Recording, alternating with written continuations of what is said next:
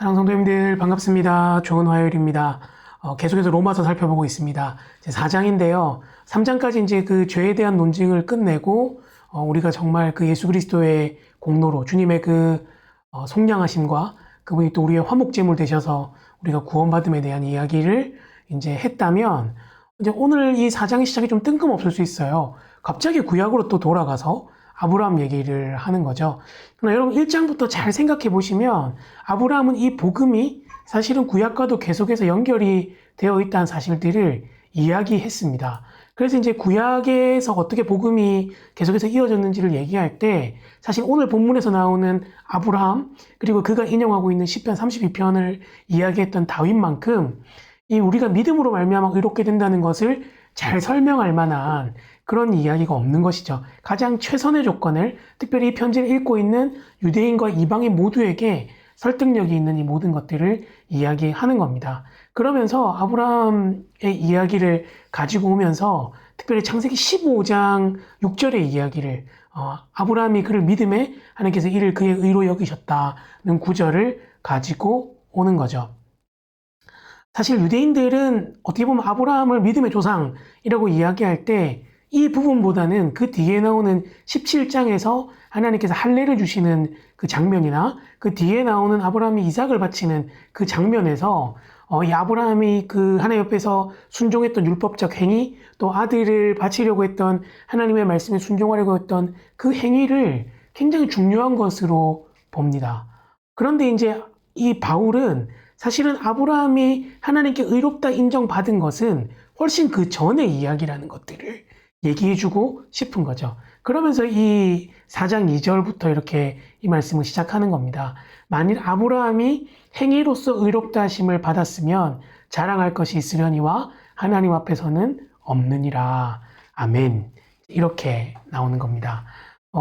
그러니까 어떻게 보면 유대인들은 이 아브라함이 뭔가 행위로 구원받았다고 생각하지만 다윗이 볼 때 또 하나님의 말씀은 그렇게 이야기하고 있지 않는 것이죠. 행위로는 전혀 아브라함이 의롭다함을 받았다는 근거보다는 그가 하나님께서 약속을 주셨을 때 그 약속을 믿는 것으로 하나님께서 그를 의롭게 여기신 그것들을 이야기한다는 것입니다.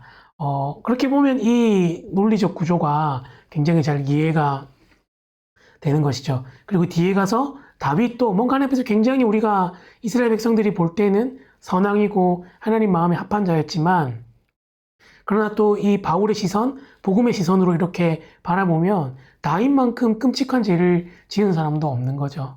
바세바를 범하고 우리아를 죽인 일들 뿐만 아니라 뭐 여러 가지 일들을 했음에도 불구하고 하나님께서 그를 의롭다 여겨주시고 그를 귀하게 보셔서 그가 계속해서 왕위를 유지하고 또 하나님 앞에서 의로운 자가 될 수 있었음을 이야기하면서 다윗의 그 고백, 하나님께서 경건하지 않은 자를 의롭다 여겨주시는 그것이 얼마나 하나님의 은혜고 복된 일인지를 그가 다시 한번 이야기하는 겁니다. 사실 이 이야기는 이제 로마서에서 계속 반복될 겁니다. 근데 문제는 뭐죠? 우리의 삶에서도 끊임없이 우리가 하나님 앞에서 어떤 했던 행위들을 우리가 구원받는 조건인 것처럼 또 하나님께서 우리에게 복을 주셔야 한다면 마치 우리에게 어떤 의로운 행동이 있었기 때문에 하나님께서 그렇게 하셔야 된다는 것처럼 생각하기 쉽습니다. 물론 하나님께서는 하나님 말씀을 따르는 자에게 복을 주시고 아닌 자를 벌하시는 게 맞지만 그러나 우리의 출발점은 거기가 아닙니다. 우리는 계속되는 보상체계 아래 살기 때문에 하나님의 은혜가 값없이 주어진다는 얘기를 듣는 게 참 불편합니다.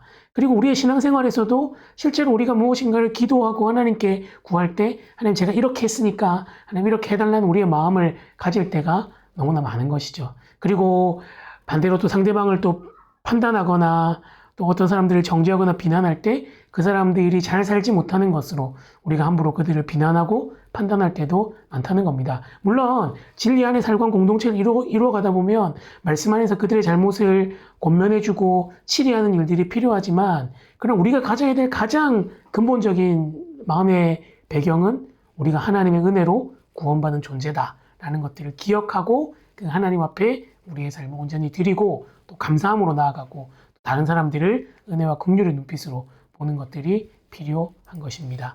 그래서 우리가 오늘 좀 기도할 때 이렇게 기도했으면 좋겠어요. 하나님 오늘도 새로운 날 주셔서 감사합니다.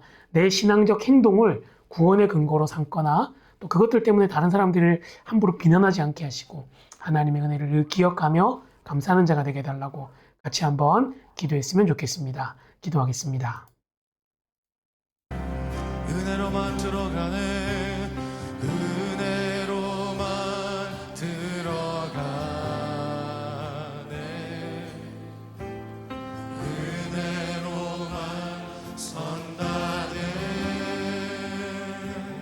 우리의 노력 아니 우리의 노력이 아니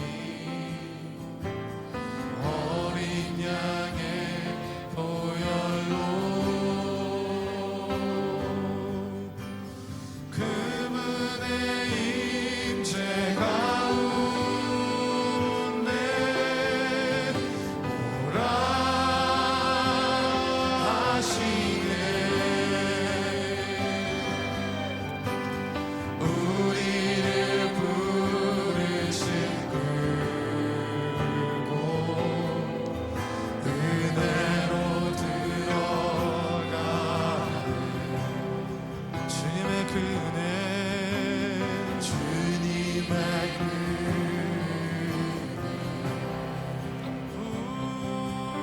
범죄한 우리가 범죄한 우리가 어찌 서리요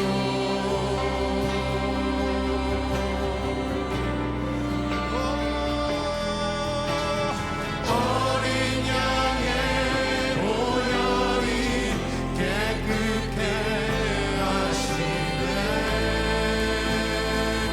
범죄한 우리가 어찌 소리요 범죄한 우리가 어찌 소리요 오직 예수님의 보혈로 어린 양의 보혈이 깨끗해 좋으신 주님 감사합니다. 저희가 은혜로만 구원받았음을 기억하게 하시고 우리의 행위가 근거가 아니라는 것들을 기억하며 하나님의 은혜에 늘 감사하고 다른 사람들을 함부로 판단하고 비난하지 않도록 도와주시옵소서. 감사합니다. 예수님의 이름으로 기도합니다. 아멘. 대단한 성도님들 또 화요일도 잘 보내시고 오늘 또 비 예보가 있으니까 우산 잘 챙기시면 좋겠습니다. 축복합니다.